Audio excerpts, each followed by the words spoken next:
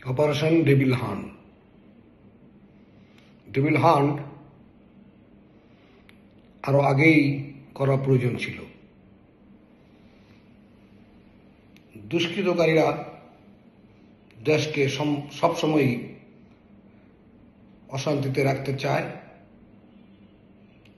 কিভাবে দেশ অশান্তিতে চলবে, চতুর্দিকে আগুন জ্বলবে, সেই সমস্ত চিন্তা ভাবনা নিয়েই তারা বাংলাদেশি মানুষ হয়েও বাংলাদেশে বসবাস করে এবং দেশের অমঙ্গল কামনা করে।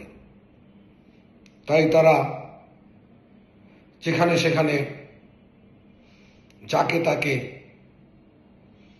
উত্তপ্ত করছে। এই অপরাধের দেখতে দেখতে এই অপরাধগুলো কেমন যেন মনে হয় গৃহযুদ্ধের দিকে চলে যাচ্ছে। আর এই গৃহযুদ্ধ লাগিয়ে বেনিফিট কাদের, সেটা না বুঝেই তারা যেখানে সেখানে মানুষের উপরে হামলা করছে। তারা আগেও করেছিল, এখনো করছে, আগামীতে করবে সেই চিন্তা করেই তারা চলছে। এমন তো হতে দেওয়া যায় না। উপদেষ্টারা চিন্তা করেছে, তবে লেট হয়ে গেছে। পিনাকিকে খারাপ বলি ভালো বলি যাই বলি, পিনাকি কিন্তু ইঙ্গিত দিয়ে যাচ্ছিল। ইলিয়াস ভাই ইঙ্গিত দিয়ে যাচ্ছিল, মাসুম মাহবুব, তারাও সবাই বলছে। আমি আগেই বলেছি আমার একটা ভিডিওতে, যেন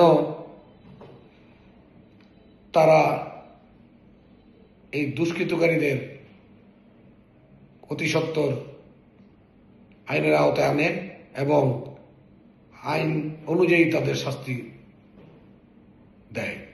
তা না হলে তারা তো চেষ্টাই করবে 15 বছর যেভাবে লুটে খেয়েছে, আগামীতে আরো 15 বছর কিভাবে খাওয়া যায় সেই চেষ্টা করবে। এটাই স্বাভাবিক। তবে দেরি হলেও শুরু করেছে তো, সেই জন্য ধন্যবাদ। আপনারা থেমে যাবেন না। থেমে গেলে এই বিপ্লব কিন্তু পরাজিত হবে। আর এই বিপ্লব পরাজিত হলে কেউ রেহাই পাবেন না। মনে রাখবেন, প্রতিবেশী শত্রু অত্যন্ত ভয়ঙ্কর ষড়যন্ত্র চালাচ্ছে। প্রিয় দর্শক, আপনাদের সবাইকে সজাগ থাকার আহ্বান জানিয়ে আমি ছোট্ট করে কিছু কথা বললাম, আপনারা শুনলেন, সেজন্য সবাইকে ধন্যবাদ। বাংলাদেশ জিন্দাবাদ।